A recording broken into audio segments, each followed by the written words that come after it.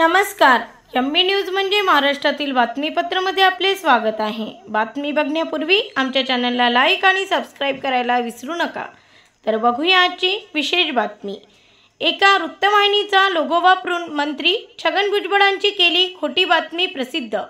खोटी बातमी प्रसिद्ध करणाऱ्यावर सायबर पोलीस ठाण्यात गुन्हा दाखल. एका वृत्तवाहिनीचा अधिकृत लोगो वापरून यूट्यूब चॅनलवर थंबनेल करत केली खोटी बातमी. एका वृत्तवाहिनीचा लोगो आणि थंबनेल वापरून केली होती मंत्री छगन भुजबळ यांच्या मृत्यूची खोटी बातमी प्रसिद्ध. या प्रकरणात पोलिसांनी स्वतःच फिर्यादी होत केल्या संशयितावर गुन्हा दाखल. खोटी बातमी प्रसारित करणाऱ्यांचा शोध पोलिसांकडून सुरू. ब्युरो रिपोर्ट एमबी न्यूज महाराष्ट्रातील बातमीपत्र नाशिक.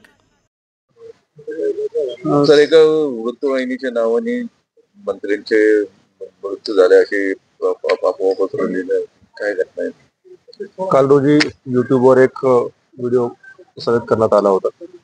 त्याच्या थंबनेलवरती नाशिक येथील सन्माननीय मंत्री महोदयाचा मृत्यू झाल्याची खोटं थंबनेल लावून पुढे व्हिडिओ प्रसारित करण्यात आलेला आहे.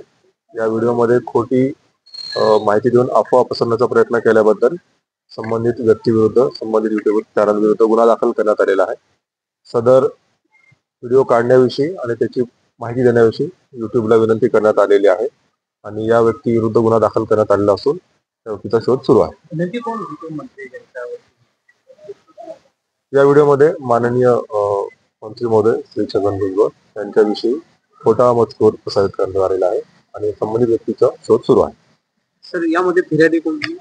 यामध्ये स्वतः पोलिसांनी दखल घेऊन स्वतः फिर्यादी होऊन गुन्हा दाखल करण्यात आलेला आहे. तपास कुठला आहे, काय त्याचा तपास लागला का? त्यांनी पोस्ट केलेली होती.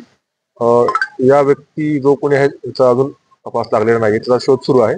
युट्यूब कडनं गुगल कडनं ही माहिती जेव्हा पूर्णपणे मिळेल त्यावरून तो व्यक्ती कोणी लक्षामध्ये येईल आणि त्याला लगेच त्या गुन्ह्यामध्ये त्याच्या विरुद्ध कारवाई करण्यात येईल. संबंधित मंत्र्यांना आपण या संदर्भातली माहिती कळवली पोलीस दलामार्फत काय?